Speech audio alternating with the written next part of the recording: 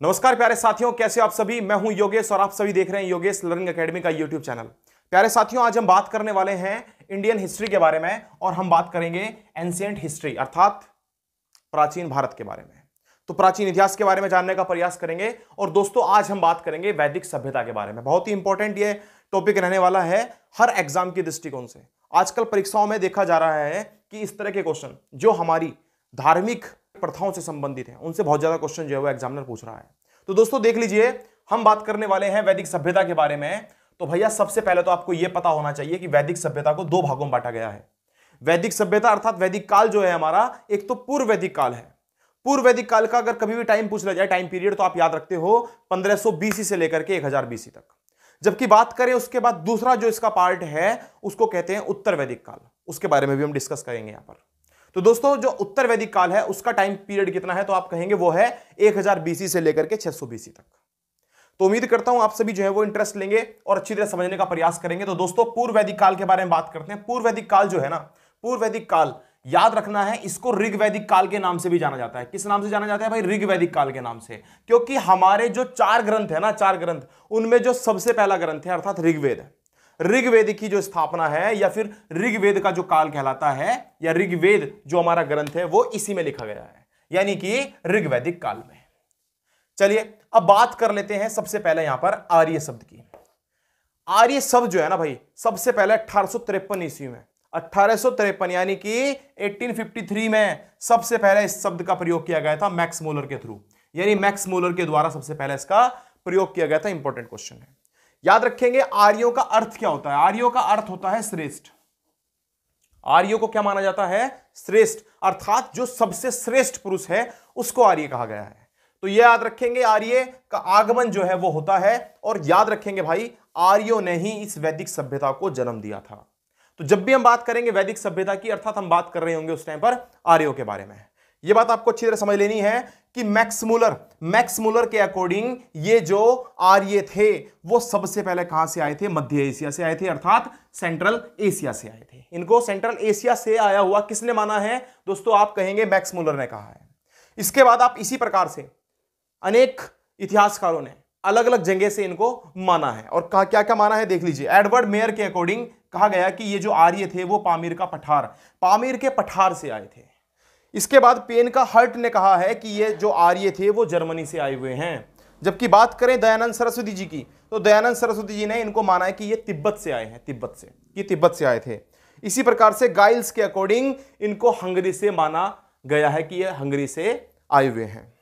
दूसरी बात करें तिलक जी की, बाल गंगाधर तिलक जी ने इनको कहा था कि ये नॉर्थ पोल से आए थे।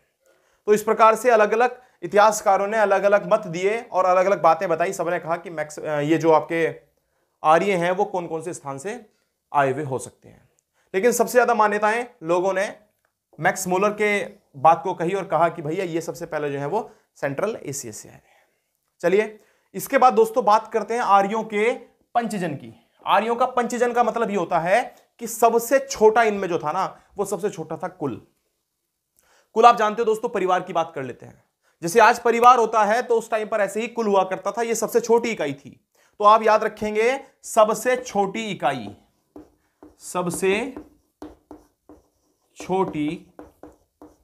इकाई। तो आर्यों की सबसे छोटी इकाई कौन सी थी? पंचजनों की, यानी कि 5 भागों में जनों को स्थापित किया गया था, 5 भागों में। तो आप याद रखेंगे सबसे छोटा हुआ करता था कुल, और उस कुल जो होता था वो एक परिवार की तरह होता था। उसके बाद बनता था ग्राम यानी आज का जो गांव है, यानी ग्राम बनता था। फिर बनता था बिस आप डिस्ट्रिक्ट बोल सकते हो। और उसके बाद जन बनता है, और जन जो है वो आपका एक प्रकार से राज्य हो जाता था। और जन के बाद बनता था भैया राष्ट्र अर्थात नेशन, जो आज के देश के बराबर है। तो इस प्रकार से जो था ये 5 भागों में इसको आर्यों का पंचजन हुआ था, यानी आर्यों ने एक समाज की स्थापना की हुई थी। तो दोस्तों, वैदिक सभ्यता से संबंधित कुछ महत्वपूर्ण शब्द जिनका बार बार क्वेश्चनों में जिक्र होता रहा है, या यूं कह लीजिए जिनसे डायरेक्ट क्वेश्चन जो है वो एग्जाम में बनते हैं, वो किस प्रकार से हैं। जैसे दोस्तों, कभी भी पूछा जाए कि वेद शब्द का शाब्दिक अर्थ क्या है, तो वेद शब्द का अर्थ ही क्या होता है? आप याद रखेंगे, ज्ञान अर्थात नॉलेज। यह बात आपको अच्छी तरह से पता रहनी चाहिए भाई। इसके बाद बात करते हैं सबसे प्राचीन वेद के बारे में। तो यह मैंने आपको बता भी दिया है कि सबसे प्राचीन वेद कौन सा है? ऋग्वेद। और इसकी जो स्थापना हुई है ये यूं कह लीजिए कि इस ऋग्वेद का सबसे पहले जो है वो पता चला था हमारे पूर्व वैदिक काल में। याद रखेंगे अच्छी तरह से, वैदिक काल में यूज किए गए कुछ शब्द, कुछ ऐसे शब्द जो आपको बहुत ही इंपॉर्टेंट रहेंगे परीक्षा के दृष्टिकोण से, जो आपको जानने चाहिए। चलिए दोस्तों बात करते हैं। देखिए गाय को उस टाइम के लोग यानी कि जो आर्य लोग थे वो गाय को क्या कहकर पुकारते थे, तो आप याद रखेंगे अधन्या बोलते थे। यह बात आपको अच्छी तरह से याद रखनी है। और इसका अर्थ होता है जिसका वध ना किया जा सके या जिसका वध ना करना हो उसको बोलते हैं अघन्या। यह बात आपको अच्छी तरह से याद रखनी है। गाय के लिए प्रयुक्त हुआ वर्ड कौन सा है? अघन्या। राजा की बात करें, राजा को कहा जाता था गोपा। अतिथि बात करें, जो अतिथि मेहमान होता है उसको कहा जाता था गोहंता, या फिर कई जगह इसको गोहन भी लिखा हुआ है। गोहन कह लीजिए या गोहंता कह लीजिए, एक ही बात है। दोनों शब्द यूज हुए हैं अतिथि के लिए अर्थात मेहमान के लिए। धनी व्यक्ति, रिच पर्सन जो होता है उसके लिए शब्द यूज किया गया है गोमत। गोमत यूज किया गया है भाई। बात करें युद्ध की, युद्ध अर्थात जो वार होता है उसकी बात करें तो उसके लिए यूज किया गया वर्ड है गविष्ठ, या फिर इसको गेसु भी कहते हैं। और इसी का नाम तीसरा है गम्य। गम्य कह लीजिए, गेसु कह लीजिए, या फिर आप गविष्ठ कह लीजिए। ये तीनों के तीनों वर्ड बड़े इंपॉर्टेंट हैं और युद्ध शब्द के लिए वैदिक काल में प्रयोग होते हुए आए हैं। दोस्तों पुत्री के लिए कहा जाता था दुहिता। मोस्ट इंपॉर्टेंट वर्ड है, एग्जाम में सीधा क्वेश्चन बना हुआ है। पुत्री के लिए यूज किया जाता था दुहिता। जबकि अनाज के लिए, अनाज की बात करें भाई तो अनाज को रिप्रेजेंट किया जाता था धान्य कह करके। धान्य, धन धान्य आपने सुना होगा। धन मतलब पैसा हो गया और धान्य मतलब हो गया आपके पास अनाज। इसके बाद दोस्तों मरुस्थल की बात करें तो मरुस्थल को उस टाइम पर कहा जाता था धनव। तो यह बात भी आपको याद रखनी है, धनव कहा जाता था। उपजाऊ भूमि की बात करें, जो भूमि उपजाऊ हुआ करती थी उसको कहा जाता था उर्वरा। यह आज भी आप अच्छी तरह से जानते हो, उर्वरा कहा जाता है। अच्छा दूसरी बात, ये जो हमारे पास आर्य थे इनकी भाषा कभी भी पूछ ले जाए तो कौन सी भाषा का यूज करते थे? आप कहेंगे संस्कृत का यूज करते थे। चलिए दोस्तों इसके बाद बात कर लेते हैं पशु चारण भूमि को क्या कहा जाता था, तो आप याद रखेंगे खिल्ले कहा जाता था। खिल्ले बड़ी इंपॉर्टेंट है। और हल से बनी नालियां, जो हल से नालियां बन जाती है ना भाई, जब आप कहीं पर हल जोतते हो उसके पीछे पीछे जो नालियां बनती हैं उस नालियों को कहा जाता था उस टाइम पर सीता। किस नाम से जाना जाता था भाई? सीता के नाम से। आर्यों की भाषा मैंने आपको बता दी क्या थी? संस्कृत थी। ये संस्कृत भाषा का यूज करते थे। समाज इनका कैसा हुआ करता था? पितृसत्तात्मक। ये मोस्ट इंपॉर्टेंट है, पितृसत्तात्मक। इससे पहले जो सिंधु सभ्यता थी, सिंधु सभ्यता में समाज कैसा था? मातृसत्तात्मक, यानी माता के नाम से जो है वो वंश चला करते थे। और धीरे धीरे करके ये पितृ की तरफ को यहां से शिफ्ट होना स्टार्ट हो गया था। और जैसे आज होता है ना भाई, कोई लड़की अगर शादी करके आती है तो बाद में अपने पति का ही नाम लगाती है पीछे, तो वो स्टार्ट हो चुका था कहां से? आपके वैदिक सभ्यता से। तो समाज कैसा था? पितृसत्तात्मक। उसके बाद दोस्तों प्रमुख देवता की बात करें कि इनका सबसे बड़ा देवता कौन सा था, यानी प्रमुख देवता, तो सबसे प्रमुख देवता था इंद्र। इंद्र को इन्होंने सबसे प्रमुख माना है। इसके अलावा ये पूजा करते थे वरुण की और मित्र की। विष्णु की पूजा किया करते थे, शिव की पूजा किया करते थे। ये इनका सबसे इंपॉर्टेंट है, आपको अच्छी तरह से याद रखना है। सबसे बड़ा देवता कौन सा था? इंद्र था। भोजन की बात करें तो भोजन, ये नॉन वेज भी थे यहाँ के लोग, नॉन वेजिटेरियन जिसको कहा जाए, नॉन वेज भी करते थे और साथ साथ वेजिटेरियन भी थे। अर्थात दोनों प्रकार के, वेजिटेरियन और नॉन वेजिटेरियन, दोनों ही प्रकार के भोजन को ये लोग पसंद किया करते थे। ऋग्वेद में भाई कुछ शब्दावली ऐसी है जो आपको अच्छी तरह से याद होनी चाहिए। पेपर में डायरेक्ट क्वेश्चन बने हुए हैं कि ऋग्वेद में इंद्र शब्द का उच्चारण कितनी बार हुआ है, तो दोस्तों आप बताओगे पूरे 250 बार। कितने बार हुआ है? 250 बार जो है वो ऋग्वेद के अंदर किसका? इंद्र शब्द का उच्चारण हुआ है। 250 बार इंद्र शब्द का उच्चारण, 250 बार। बात करें वप्ता, वप्ता किसको कहा जाता था? वप्ता ये भी इसी भाषा से संबंधित है। जैसे वप्ता यानी कि जो नाई हुआ करता था ना, नाई को कहा जाता था उस टाइम पर वप्ता। समुद्र, जो समुद्र होता है, समुद्र को कहा जाता था उस टाइम पर पारावत। मोस्ट इंपॉर्टेंट क्वेश्चन, ये एग्जाम में तीनों क्वेश्चन एज इट इज बने हुए हैं।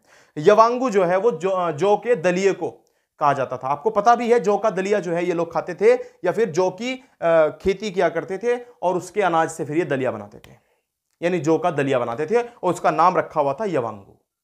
कुछ बातें आपको अच्छी तरह से याद रखनी चाहिए। जैसे मैं बात करूं, इंद्र का जो प्रयोग है, इंद्र शब्द का प्रयोग 250 बार हुआ है। उसी तरीके से अग्नि शब्द का प्रयोग इंद्र के बाद सबसे ज्यादा हुआ है, और कितना हुआ है? 200 बार। यानी हमारा जो ऋग्वेद है उस ऋग्वेद के अंदर सर्वाधिक अगर किसी मंत्र का उच्चारण हुआ है तो वो मंत्र कौन सा है प्यारे साथियों? आप याद रखेंगे इंद्र नाम। इंद्र जो है वो 250 बार यूज किया गया है। अग्नि 200 बार यूज किया गया है। विष्णु जी का यहां पर 100 बार जिक्र है, यानी 100 बार इसमें विष्णु मंत्र का उच्चारण किया गया है। शिव मंत्र का उच्चारण यहां पर मात्र 3 बार किया गया है, यानी ये लोग शिव भक्त नहीं हुआ करते थे, ये लोग जो थे वो इंद्र की पूजा में ज्यादा बिलीव करते थे। उसके बाद प्यारे साथियों आप याद रखेंगे जो सिंधु नदी है, जिसको हिरण्यश्वी कहा जाता था, इसका 55 बार जो है वो जिक्र है। किसके अंदर? आपके ऋग्वेद के अंदर। बात करें यमुना नदी के बारे में तो यमुना नदी का 3 बार जिक्र है, जबकि गंगा नदी जो आज की सबसे पवित्र नदी है, उसके स्थान पर उस टाइम पर सरस्वती जी का नाम जो है वो 50 बार लिया गया था, या यूं कह लीजिए सरस्वती उस टाइम की आर्यों की सबसे पवित्र नदी हुआ करती थी। तो सबसे पवित्र नदी कभी पूछा जाए, सबसे पवित्र, तो आप याद रखेंगे प्यारे साथियों सबसे पवित्र रिवर कौन सी थी? सरस्वती थी, और गंगा का जिक्र सिर्फ यहां पर 1 बार किया गया है।